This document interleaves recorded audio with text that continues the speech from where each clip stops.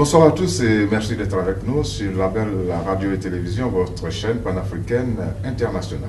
Le TOC a l'honneur et le plaisir de recevoir aujourd'hui le professeur Jean-François Meillet, doyen de la faculté de médecine et des sciences de la santé de Libreville. Bonsoir professeur. Bonsoir. Nous sommes avec vous à l'occasion justement des journées médicales de la polyclinique El Rafa de Libreville qui commémore les 10 ans de disparition de feu Edith Lucie Bongo, ex-première dame du Gabon. En tout cas, c'est une occasion que nous saisissons justement des journées médicales qui ont été organisées.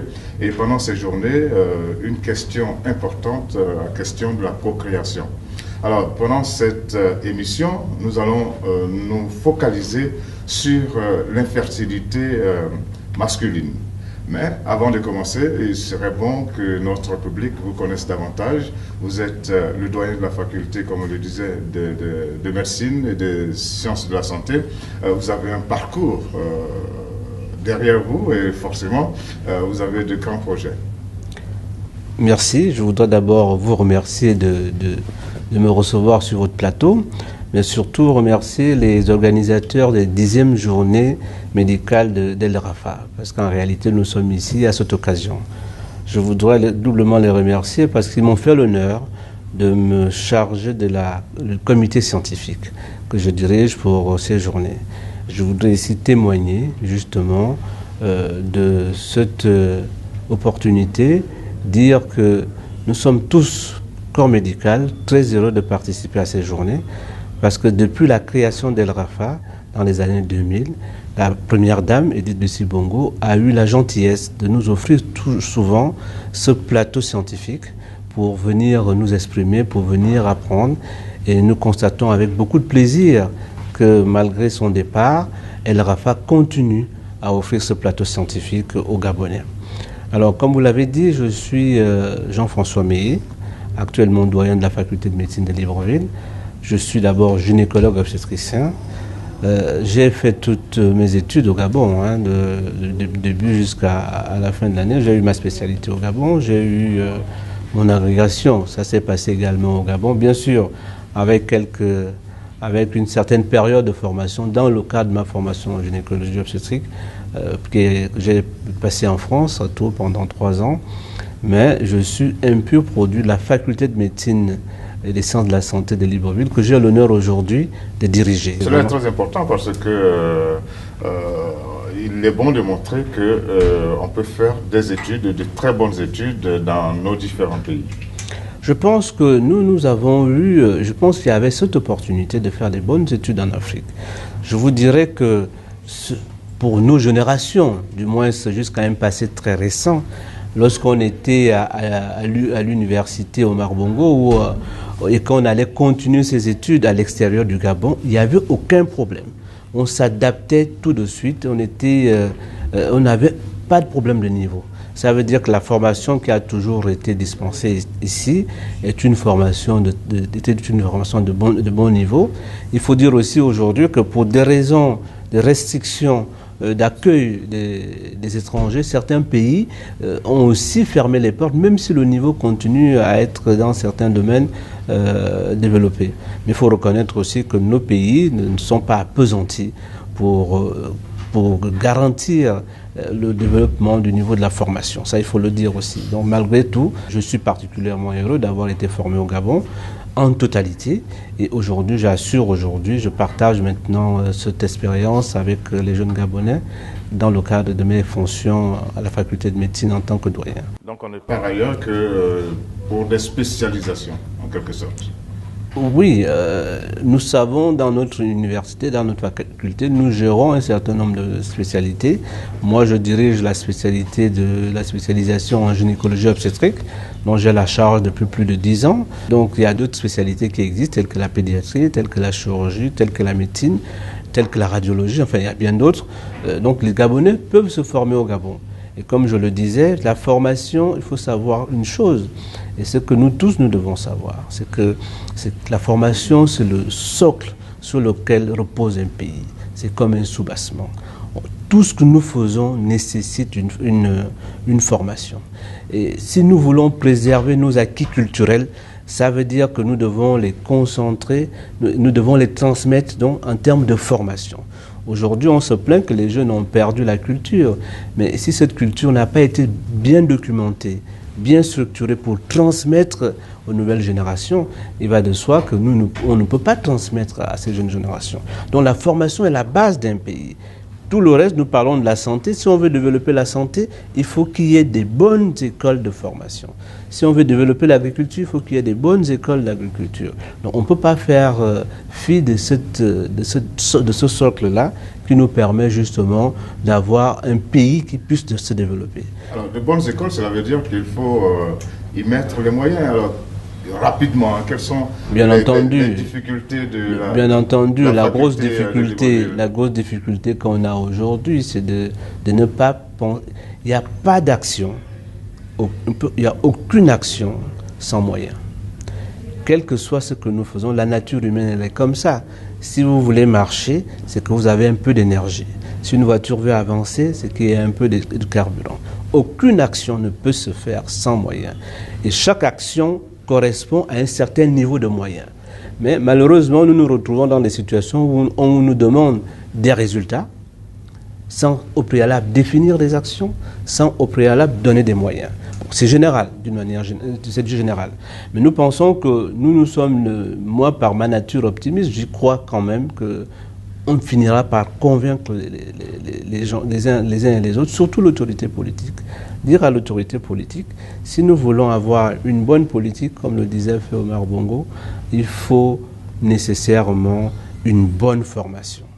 Et la bonne formation veut dire d'avoir des hommes et des femmes en capacité, donc les former. Et pour les former, il faut un environnement adapté, donc il faut des moyens. Cet environnement, c'est la structure, c'est les moyens pédagogiques, c'est un peu les moyens juridiques même pour cette formation-là, si on veut avoir un pays qui avance. Mais tous les pays qui se développent dans le monde sont des pays qui ont un niveau de formation important. Dès qu'on néglige la formation, il va de soi qu'on ne peut pas se développer. C'est le mal de l'Afrique actuellement, il faut le dire. Moi, je suis doyen, je suis malheureux de constater que nous n'avons pas, comme les autres doyens, comme les autres facultés, nous n'avons pas des moyens nécessaires pour offrir une formation, un cadre de formation et des moyens pédagogiques qui doivent être adaptés aux missions qui nous sont confiées. Bien, ça a été dit et bien dit, mais peut-être qu'on aura une autre occasion de vous recevoir pour aborder cette question un peu plus en profondeur. Mais avant d'attaquer notre sujet du jour, il serait bon peut-être aussi de parler un peu de la complémentarité au niveau des infrastructures publiques-privées. Nous sommes à El Rafa. Oui. Je pense que cette structure est un bon complément à ce que le public propose.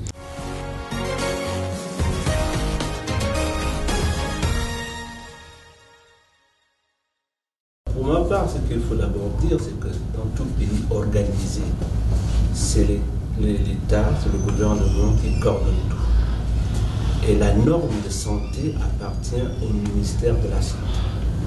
Maintenant, une activité économique qui peut être une structure privée doit nécessairement respecter la norme prédéfinie par l'autorité du ministère de la Santé. En d'autres termes, c'est-à-dire que lorsqu'on crée des structures privées, ces structures privées viennent en complément de l'activité ou des missions du ministère de la Santé. Ils ne peuvent pas être en marge de ces missions-là. Mais ils viennent aider les structures publiques parce que l'État ne peut pas tout faire. À notre avis, l'État ne peut pas tout faire. Et moi, j'insiste, puisque je suis aussi parallèlement le responsable du pôle maire à la Fondation Jeanne Bory, ces hôpitaux, ces centres hospitaliers universitaires doivent servir à accueillir les malades, les gros malades, les malades qui posent problème. Nous ne sommes pas là pour faire de la petite consultation simplement. Et donc, nous avons besoin des structures privées qui peuvent voir des cas faciles, en sachant que dès que ça dépasse un certain niveau, il faut nécessairement que les hôpitaux publics prennent le relais pour assurer une sécurité pour ces malades-là. Donc moi, je pense que c'est une bonne complémentarité de développer des structures publiques et en même temps de développer des structures privées. Tout cela, ça renforce le plateau technique dans un pays et ça permet donc de développer la santé de ce pays-là. Alors nous arrivons petit à petit vers notre sujet. Encore le temps de parler de ces journées médicales qui permettent de vous retrouver avec vos confrères de France, du Cameroun, du Congo. Peut-on en parler là un peu maintenant? Je disais que les journées médicales sont une opportunité. Je remercie encore les organisateurs. Je remercie peut-être à titre posthume l'ex-première dame, Madame Edith Lucie Bongo, qui avait su très vite, peut-être parce qu'elle-même elle était médecin, parce qu'elle-même s'intéressait à la chose universitaire, qu'on ne peut pas développer la santé sans la formation. Et l'occasion nous est souvent donnée pour nous rencontrer, pour discuter des problématiques liées à cette santé. Cette fois-ci, c'est sur l'infertilité, en voulant faire en sorte que cette problématique, comme nous l'avons dit, qui devient un problème de collectivité, donc un problème qui concerne une grande partie de la population, c'est pour cela qu'on appelle ça un problème de santé publique, qui interpelle tout le monde. Et comme je l'ai dit, les premières personnes concernées, la première autorité, c'est le ministère de la Santé, en charge de la santé, qui doit se préoccuper des problématiques de santé de la population.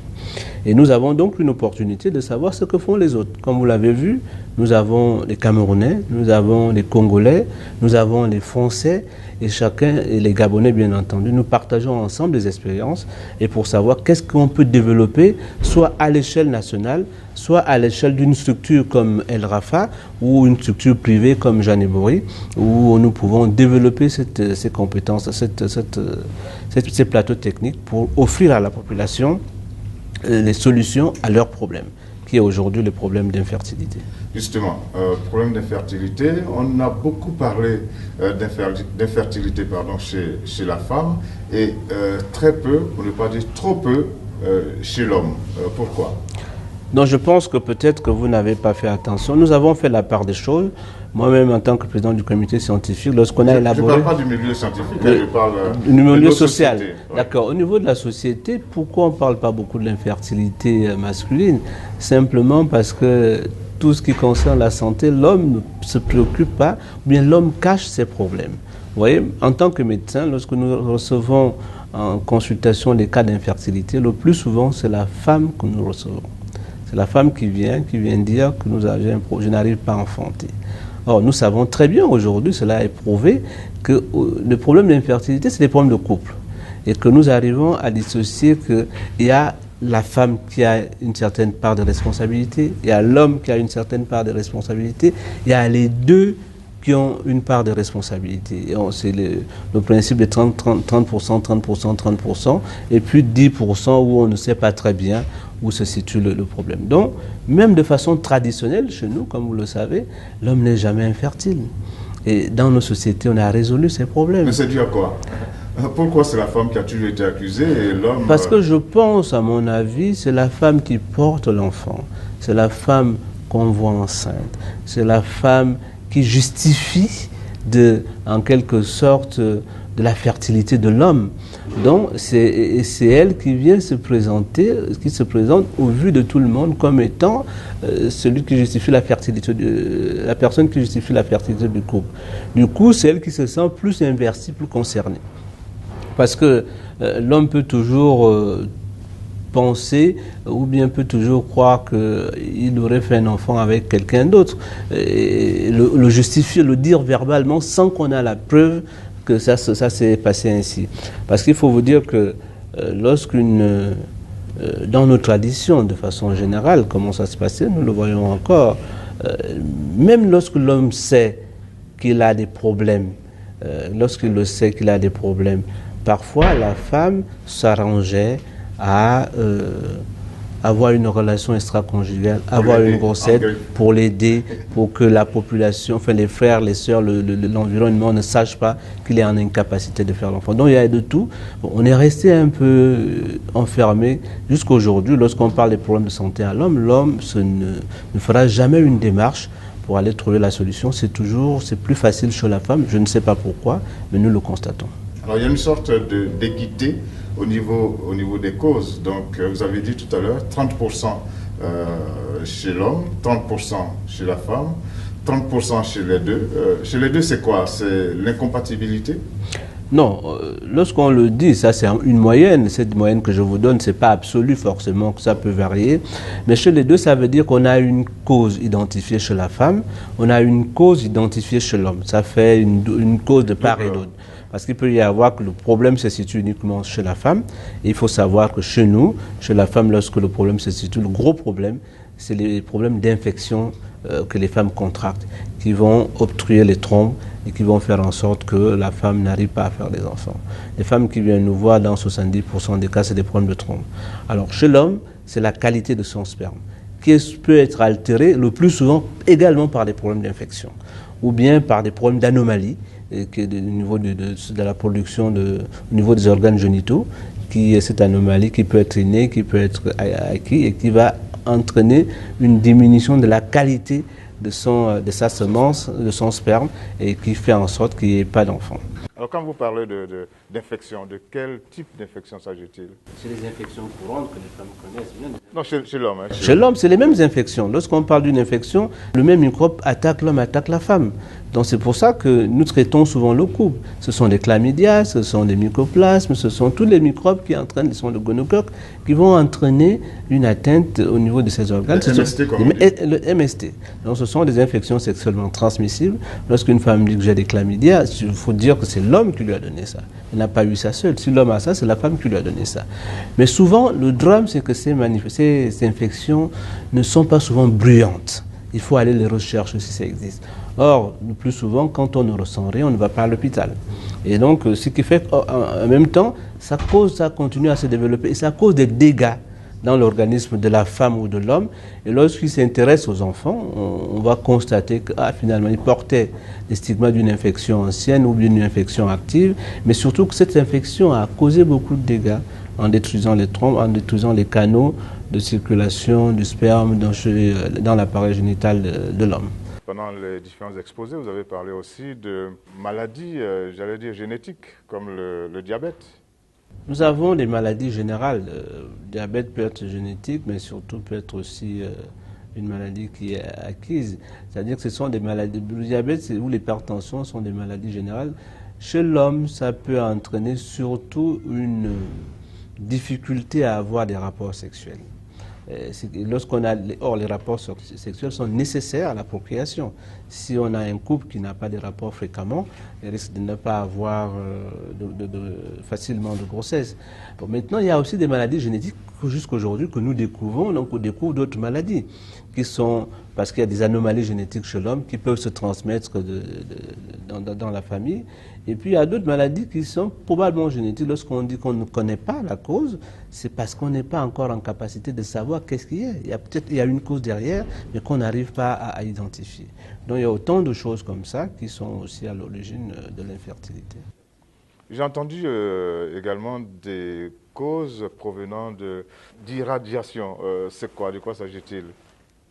Soit souvent, de ce qu'on a exposé souvent là, surtout on a parlé chez la femme, lorsque une femme a un cancer et qu'on veut préserver sa fertilité. Donc parmi les traitements qu'elle va subir, on appelle ça la radiothérapie. C'est ce qu'on appelle, on va l'irradier par les rayons X qui vont soigner la maladie. En même temps, ça va détruire ses ovaires.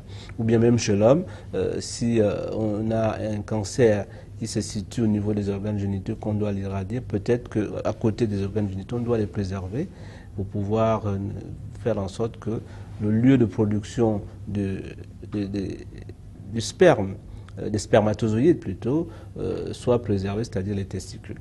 Donc il y a ces irradiations qui sont un peu médicales. Il y a aussi des irradiations qui sont liées à l'environnement, au lieu de travail.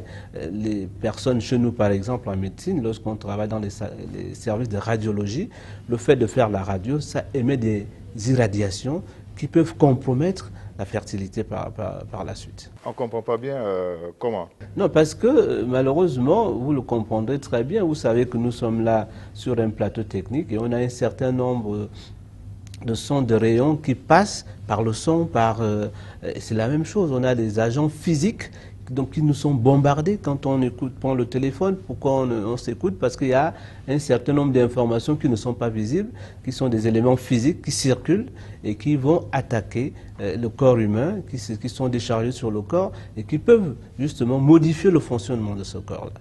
C'est pour ça qu'on parle de nuisances sonores, par exemple, de nuisances même par le soleil, ou bien quand on parle des rayons X, parce que la radiologie, ce sont les rayons X.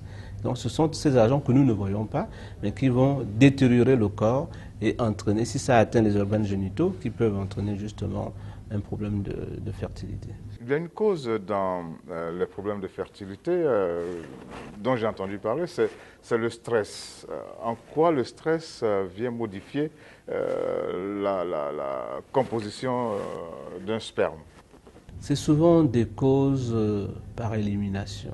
Quand on n'a vraiment pas une cause, on peut penser est-ce qu'il y a un problème de stress. Mais le stress va surtout être à l'origine de la fatigue, de l'absence d'envie de rapport sexuel. Et lorsqu'on a une absence d'envie de rapport sexuel, ça peut même aller jusqu'à penser qu'on est impuissant parce qu'on est tellement stressé, on n'arrive plus à satisfaire, on n'arrive plus à accomplir cet acte-là.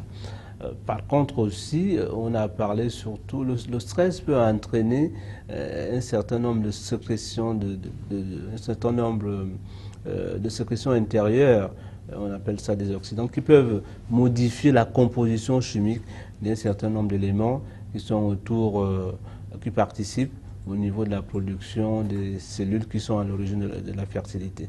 Mais ceci est passager. C'est pas ça vraiment. Si ce n'est que le stress, le problème sera résolu lorsque la personne n'est plus stressée. Il y a des gens qui travaillent dans le stress en permanence. Oui, mais ces mêmes gens-là font aussi des enfants. C'est pour vous dire que c'est pas la cause qu'on peut retenir vraiment dans notre contexte comme étant un problème d'infertilité. C'est dans des conditions particulières où on constate que l'excès de stress va nuire justement à ce qu'un enfant vienne tôt, mais on sait que tôt ou tard ça va arriver. Je pense qu'il ne faut pas se focaliser sur cet aspect. Il faut d'abord éliminer les autres causes avant d'arriver au problème de stress. Mais le stress, quand même, c'est un agent, finalement, un facteur très ravageur. On le retrouve dans beaucoup d'autres maladies.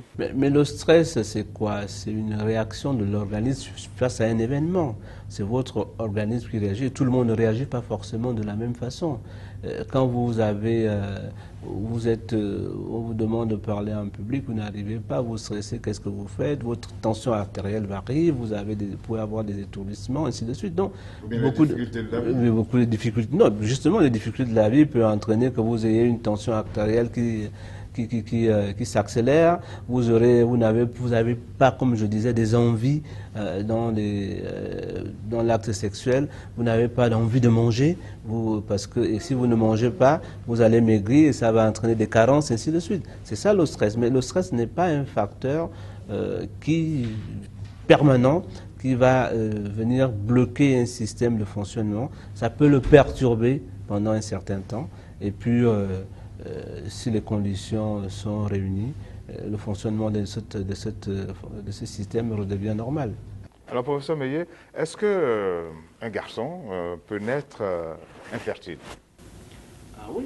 Si oui, à quel moment on peut le savoir? Ce qu'on appelle les infertilités primaires, donc que ce soit un garçon ou un homme, on peut avoir des anomalies, comme on l'a dit, des anomalies génétiques, comme on l'a dit, des problèmes, parfois on a des garçons qui ont des infections très tôt au niveau de l'appareil génital, qui font que ça va détruire la fonction de production du sperme.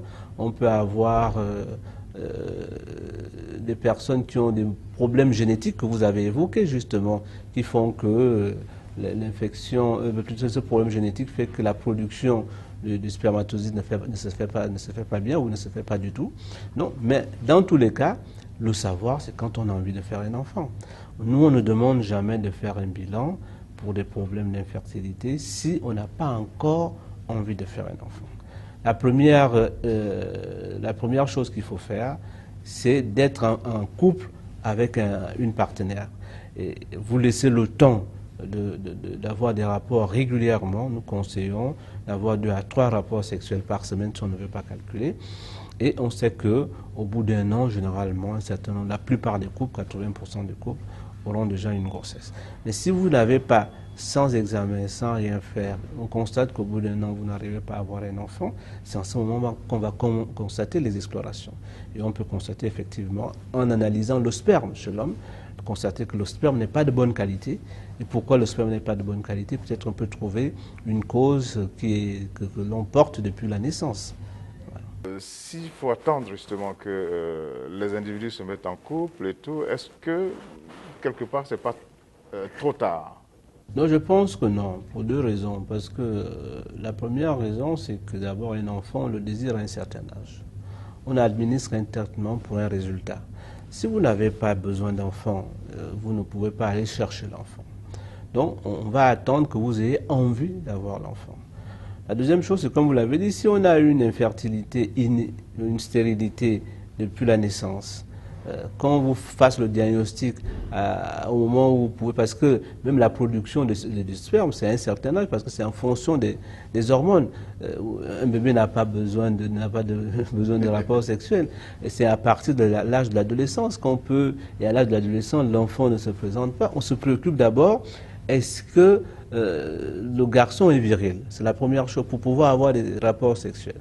C'est au moment qu'on va avoir envie de faire un enfant qu'on va se préoccuper, est-ce que la qualité de mon sperme me permet de faire un enfant. Et comme je le disais, on doit d'abord laisser un peu de temps, parce que la plupart des personnes n'arrivant pas à faire d'enfant, il suffit simplement de laisser le temps, et l'enfant viendra sans problème. Alors, est-ce qu'il existe des moyens, des méthodes de soins? Est-ce qu'on peut soigner justement l'infertilité masculine? Nous avons, dans le thème de nos journées scientifiques, nous avons intitulé la PMA, c'est la procréation médicalement assistée. C'est-à-dire, face à une infertilité, qu'elle soit masculine ou féminine, on peut avoir des moyens des moyens de santé, je vais dire ça comme ça, une assistance médicale pour pouvoir permettre à ce couple de procréer. Et nous, lorsqu'on parle d'infertilité, j'insiste un peu, on parle de couple d'abord, parce qu'on ne fait pas un enfant tout seul, on le fait avec un partenaire. Donc il y a des moyens. Maintenant, tout dépend de la cause de cette infertilité. Quelle est la cause de l'infertilité qui vous amène? En fonction de cette cause, on choisit un moyen pour vous aider à procréer. Alors, selon les causes infection, par exemple, est-ce qu'il y a des possibilités de réagir? Généralement, ce qu'on fait d'abord, l'infection peut se situer à deux niveaux. Au niveau où on va prévenir l'infertilité en traitant bien toutes les infections. C'est-à-dire que ce n'est pas parce que vous avez contracté une infection que vous allez être automatiquement stérile. Souvent, c'est parce que vous avez négligé cette infection et l'infection va occasionner des dégâts au niveau de votre appareil de reproduction, donc devenir stérile par la suite. Donc, si on détecte toutes les infections et qu'on les traite, il va de soi qu'on prévient l'infertilité. Maintenant, lorsque l'infertilité est constituée, comme je vous disais, les infections, qu'est-ce qu'ils font les infections? Les infections vont attaquer les organes de reproduction. Et quand on attaque les organes de reproduction, c'est comme lorsque on va vous créer, ça crée des cicatrices, ça crée des destructions au niveau de ces organes. Et si on a des destructions, chaque organe ne fonctionne plus normalement. Nous parlons souvent des trompes, ce que les femmes appellent souvent des trompes bouchées. Pourquoi? Parce que les trompes, c'est un tuyau dans lequel va circuler les éléments qui permettent la procréation, les cellules qui permettent la procréation. Or, si vous avez une infection qui attaque cette trompe, ce tuyau-là, à l'intérieur, nous avons une modification de la structure dont le tuyau peut se boucher, ou le tuyau peut ne plus avoir une certaine flexibilité. Cela fait que nous ne pouvons plus être infertiles parce que les trompes sont devenues bouchées. Chez l'homme, c'est pareil. Si l'homme a eu une infection au niveau des canaux, parce que vous savez que les spermatozoïdes, qui sont dans le sperme, c'est un liquide. Quand on voit à l'intérieur de ce liquide, il y a comme des petits asticots qu'on appelle les spermatozoïdes, qui sont fabriqués au niveau des testicules et qui vont cheminer pour pouvoir être éjaculés au moment de l'acte sexuel. Et si les conduits génitaux de l'homme ont été attaqués par les infections, vont s'obstruer, si les organes qui participent à la composition de ce sperme ont été attaqués par les infections, En ce moment, il y a des modifications qui se font et nous avons un homme qui n'arrive plus à avoir du bon sperme, un sperme qui est diminué en quantité parce que ces canaux-là sont bouchés. Donc c'est là où les infections interviennent. Les infections interviennent. Une infection peut aussi intervenir chez la femme, par exemple, en modifiant la composition de ce que les femmes connaissent très bien, la glaire cervicale. Une glaire du col qui est infectée fait en sorte que les spermatozoïdes ne puissent pas traverser pour pouvoir aller féconder plus loin l'ovulation. Donc c'est surtout par ça que les infections interviennent. Malheureusement, c'est une situation très fréquente dans notre pays. Et ce qui fait que chez nous, à l'inverse de l'Europe, lorsqu'en Europe on parle d'infertilité, on voit les problèmes des ovaires. Chez nous, quand on parle de l'infertilité, la première chose dont on pense, ce sont les problèmes des trompes. Parce que c'est des choses chez la femme, ou bien le problème de sperme par infection chez l'homme.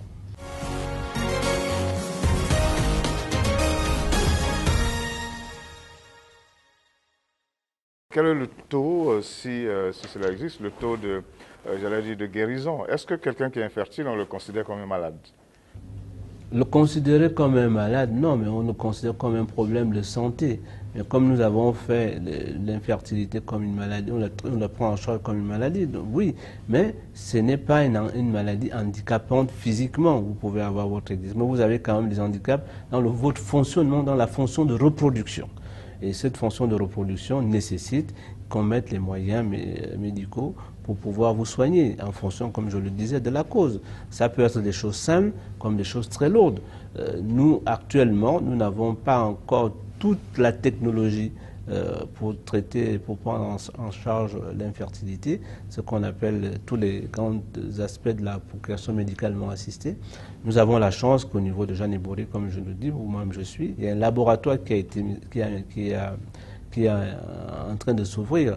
On a l'équipement nécessaire, il manque quelques petits réglages, peut-être d'ici la fin de l'année, nous pouvons commencer justement à traiter entièrement une grande partie des infertilités. Et ça peut aller jusqu'à une opération chirurgicale? Alors, la prise en charge de l'infertilité passe souvent par une intervention chirurgicale. Chez l'homme comme chez la femme? Chez l'homme comme chez la femme, mais particulièrement chez la femme, parce que comme je vous l'ai dit, pour aller réparer les trompes qui sont bouchées. Chez l'homme, il y a un certain nombre d'interventions qui sont aussi indiquées en fonction de la cause. Si on veut aller réparer un canal qui est bouché, ou un truc comme ça, on peut faire une intervention chirurgicale. Donc c'est souvent pour essayer de réparer un organe anatomique qui a été un peu abîmé, souvent par les infections. Y a-t-il un lien chez l'homme entre l'infertilité et les problèmes liés à la prostate ou à l'âge? La prostate, c'est un organe qui participe à la composition du sperme. Et donc, une prostate qui fonctionne normalement injecte des produits dans le sperme qui permettent aux spermatozoïdes d'avoir une bonne vitalité et donc de pouvoir aller féconder une ovule chez la femme. Maintenant, les problèmes de prostate dont vous parlez, et donc c'est pour ça que les infections de la prostate peuvent entraîner une infertilité chez l'homme. Lorsque l'homme a des infections au niveau de la prostate, parce que c'est souvent ça qui vont perturber le fonctionnement de cette prostate, ça peut entraîner des difficultés à faire des enfants chez l'homme, donc peut trouver la qualité des spermatozoïdes. C'est pour ça que quand on demande cet examen du spermogramme, on regarde à l'intérieur s'il n'y a pas des infections pour pouvoir traiter l'homme. Parce que parfois quand on traite cette infection, la production du sperme devient normale. Mais il faut dissocier les maladies propres à la prostate, telles que le cancer de la prostate, qui peut aussi perturber, et parfois la prostate participant à l'activité sexuelle peut perturber aussi le fonctionnement érectile, c'est-à-dire la possibilité d'avoir des rapports sexuels, surtout si on vous opère de la prostate. De plus en plus les opérations permettent d'éviter cela, mais souvent lorsqu'on vous a opéré de la prostate pour un cancer de la prostate, ça devient un peu difficile. Et si on vous enlève le cancer, vous avez maintenant du mal à faire des enfants. Donc c'est lié. La prostate est un organe qui participe à la fertilité. Est-ce que aussi l'infertilité est liée à l'âge? Est-ce que plus on avance en âge et moins on est fertile? Tout à fait. C'est classique. Plus on avance en âge, moins on est fertile. Il va de soi que c'est souvent autour de 25 ans, 27 ans. Au-delà, la fertilité baisse aussi bien chez l'homme que chez la femme. La fertilité baisse lorsqu'on arrive chez l'homme aux âges même à partir de 40 ans, ça baisse beaucoup. Puis encore vers les 50 ans, 60 ans. Ça baisse énormément. Mais parfois, la fécondité de la femme est tellement parfois importante qu'il suffit parfois que de quelques spermatozoïdes pour pouvoir féconder l'ovule. Mais il faut savoir que quand cette fertilité baisse, ça va baisser en termes de quantité de spermatozoïdes, mais en termes de qualité. Et plus on est âgé aussi, et si on a la chance d'avoir une grossesse, cette grossesse peut très mal tourner, soit sortir, soit donner un enfant mal formé. Chez la femme, c'est pareil. Et chez la femme, au-delà de 25 ans, la fertilité va baisser, jusqu'à être presque nulle autour de 40-42 ans. Donc c'est pour ça que nous demandons aux jeunes couples de faire les enfants quand il le faut, de faire les enfants très tôt, autour de 25 ans. Bon, on pose le problème des moyens, le problème de la scolarité, mais on pensait qu'on pouvait à n'importe quel âge concevoir sans problème, mais on se rend compte que plus qu'on prend de l'âge, surtout au-delà de 35 ans, plus on prend de l'âge, plus on a des difficultés à concevoir. Alors aujourd'hui, les activités humaines, que ce soit chez l'homme ou chez la femme, à commencer par l'école, repoussent des fois les moments où ils ont envie de procréer. Est-ce que cela ne pose pas un problème particulier? Tout à fait, ça pose un problème particulier. La plupart des parents ne veulent pas que leurs enfants fassent des enfants très tôt. Mais malheureusement, lorsqu'ils sont en mesure de vouloir faire des enfants, on se rend compte qu'il y a maintenant des problèmes qui se sont installés et ça devient difficile. C'est ça l'handicap. Vous savez, en Europe, par exemple, ou la France, qu'on connaît bien, ou même en Europe d'une manière générale, on disait, avec l'introduction de la pilule, on disait aux femmes, vous avez là un moyen de faire l'enfant quand vous voulez. Donc, on a prescrit la pilule pour faire les enfants quand on veut, parce qu'on pouvait éviter les grossesses. On s'est rendu compte justement, et par l'introduction de la fécondation in vitro, on s'est rendu compte que plus on avance en l'âge, plus il est difficile de faire un enfant. Donc on demande au couple de faire un enfant quand on peut, et on peut faire l'enfant qu'autour de 25-35 ans. C'est le moment idéal. Au-delà de 35 ans, ça devient déjà problématique. Pire encore, à 40 ans, je vous dis, à 40 ans, la probabilité qu'une femme fasse un enfant est autour de 1 ou 2%. Et ça baisse à 42 ans, on est presque à moins de 1%. Donc il faut faire des enfants quand on peut. Et puis, dans les pays comme les nôtres, comme le Gabon, vous savez que nous avons une fécondité qui est relativement faible. Faible pour certains pays d'autres Afrique, nous sommes autour de 2,5%. Est-ce à dire qu'il y a eu un gros problème d'infertilité? Non, il n'y a pas eu, on ne peut pas le dire comme ça. On l'avait même pensé, c'est pour ça qu'à l'époque, si vous vous souvenez, lorsqu'on a ouvert le CIRM à Franceville, on pensait qu'il y avait un problème d'infertilité au Gabon. Mais simplement, on se rend compte que c'est la fécondité, c'est-à-dire la probabilité de procréer. Il y a des pays comme le Niger, où on va trouver à peu près 7 enfants par femme. Au Gabon, on trouve autour de 2 enfants par femme. Bon, mais dans toutes les populations, quelle que soit cette fécondité, on a quand même un certain pourcentage de femmes infertiles. Parce que la fécondation in vitro, la PMA dont on parle, concerne uniquement les femmes infertiles. Donc il faut l'aider. Mais dans certaines régions du monde, on a aussi des femmes qui ne font pas beaucoup d'enfants, peut-être à cause de l'organisation de la société, qui peut l'expliquer, mais qui n'ont pas forcément de problème de stérilité. Qui n'ont pas de problème de stérilité, mais on se rend compte qu'ils arrivent à contrôler. Dans nos traditions, on contrôlait les enfants comment? Lorsqu'une femme a accouché, on l'envoie chez les parents, elle revient 2 ans après. Vous savez, on a le temps, 2 ans, il y a une sorte de régulation des naissances qui permettait de ne pas enchaîner les enfants tout le temps. Et 2 ans après, quand elle retombe enceinte, ce qui fait que la plupart de... Moi, je vois dans nos générations, nous avons toujours des écarts de 2 à 3 ans. C'est pas par hasard. C'est pas par hasard. Et les femmes faisaient des enfants tôt. Dans certaines régions, ça ne se constatait pas. Mais aujourd'hui, les jeunes filles font des enfants, des couples font des enfants relativement tardivement. Et ça commence à poser un problème où les gens veulent avoir juste 1 enfant, 2 enfants. Bon, et ça risque de maintenir notre taux démographique sans que nous puissions le développer. Une autre question, elle est liée à l'alimentation. Dans beaucoup de domaines, dans un certain nombre de maladies, on dit que c'est ce qu'on mange qui nous maintient en bon état de santé ou qui nous pousse vers des maladies. Est-ce que l'alimentation joue un rôle dans l'infertilité? Et puis est-ce que cette alimentation peut jouer un rôle dans les solutions face à l'infertilité? Ce qu'il faut dire, c'est que d'abord, en tant que médecin, le meilleur médicament, c'est l'alimentation. Il faut que cette alimentation soit une alimentation correcte. Parce que si vous mangez beaucoup de gras, beaucoup de sucre, ce n'est pas ce qu'on conseille.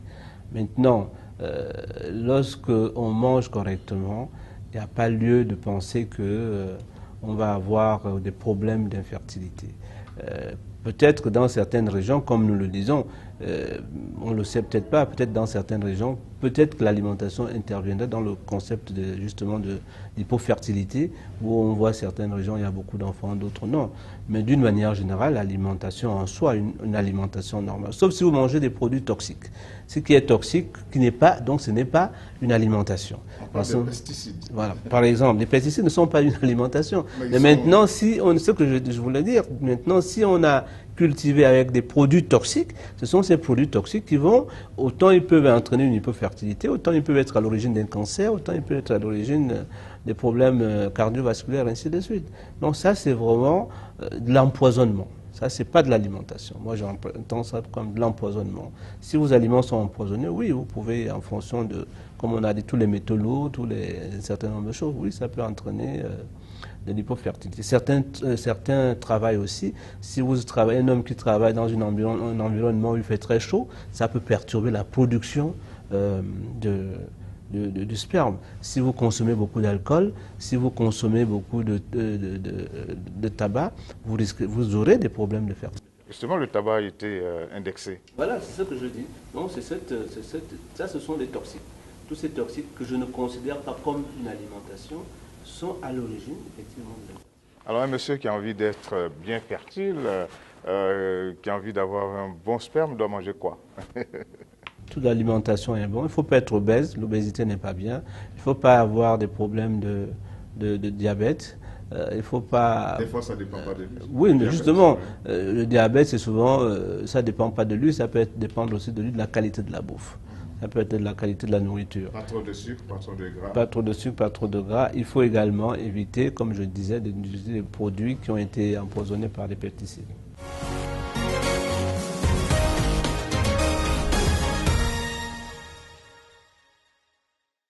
Alors, vous avez évoqué la question tout à l'heure, je vais y arriver maintenant de plein pied.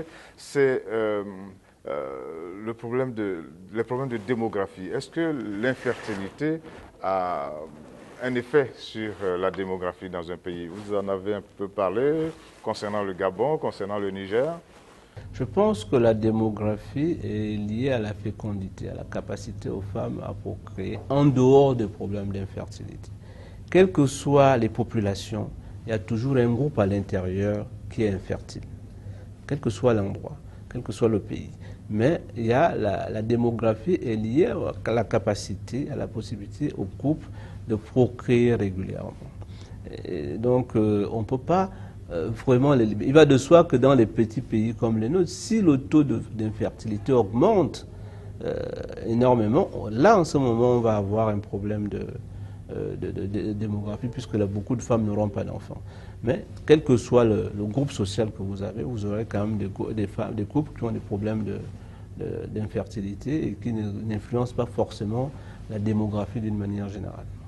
Alors, nous sommes pratiquement au terme de notre émission, professeur. Est-ce que vous avez des équipes qui travaillent justement sur ces questions d'infertilité ici au Gabon? Et est-ce que ces équipes-là sont en contact avec d'autres équipes dans les autres pays? Bon, la prise en charge de l'infertilité, c'est le travail des gynécologues obstétriciens, c'est le travail, peut-être une partie du travail des urologues, c'est le travail de certains biologistes. Donc ici, nous prenons en charge l'infertilité selon les capacités de notre plateau technique.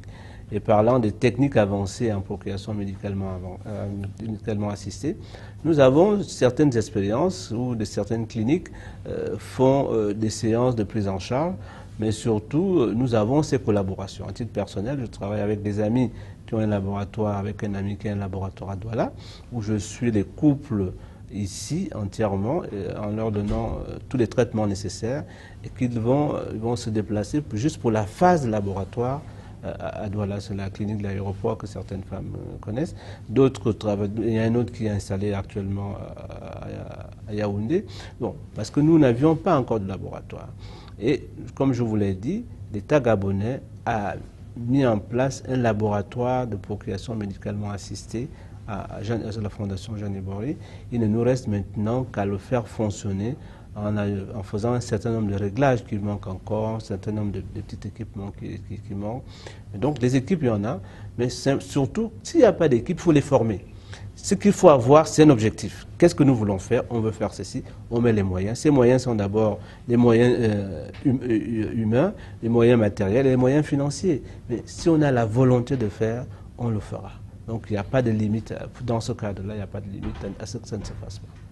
Alors pour terminer, on va faire la lumière sur deux petites notions.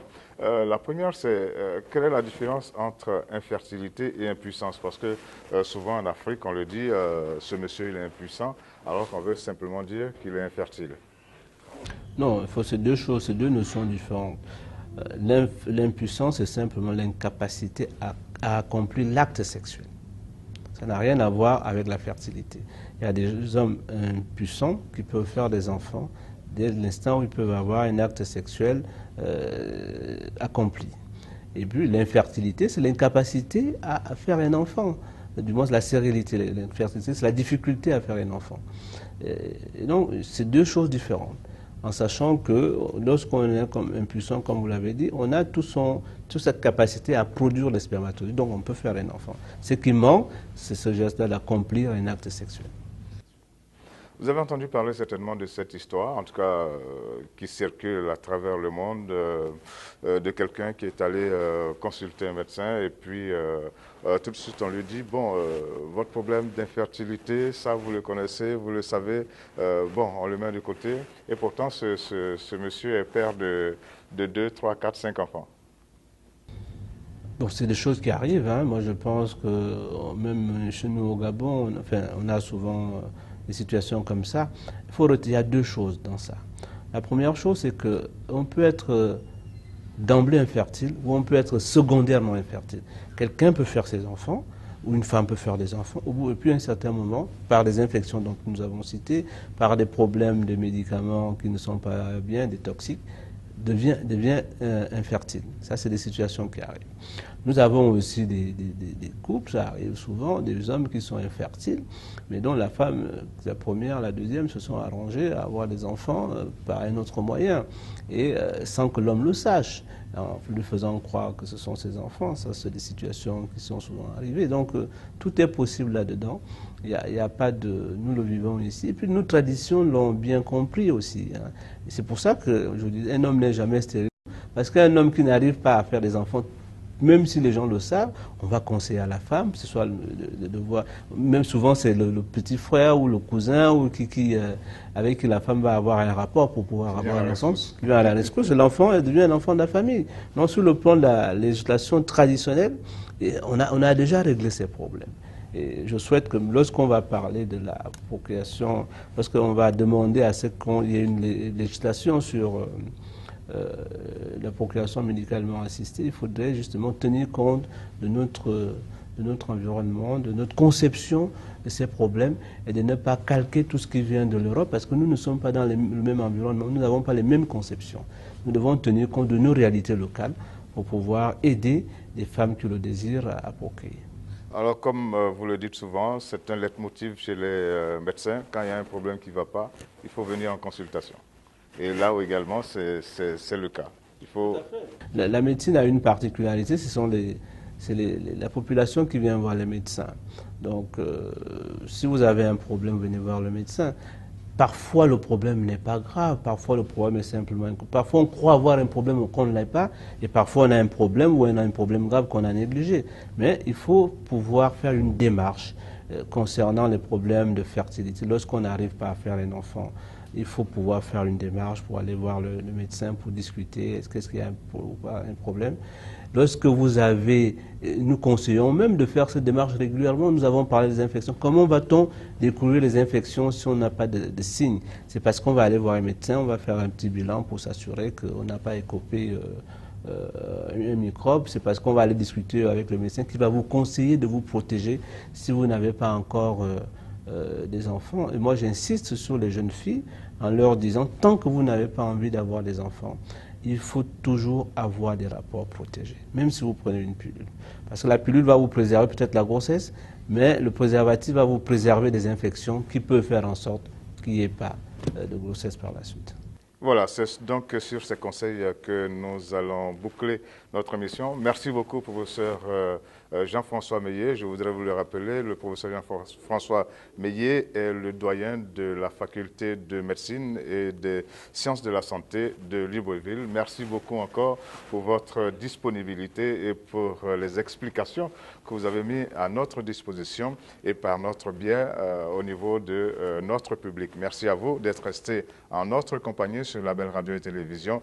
À bientôt. Au revoir.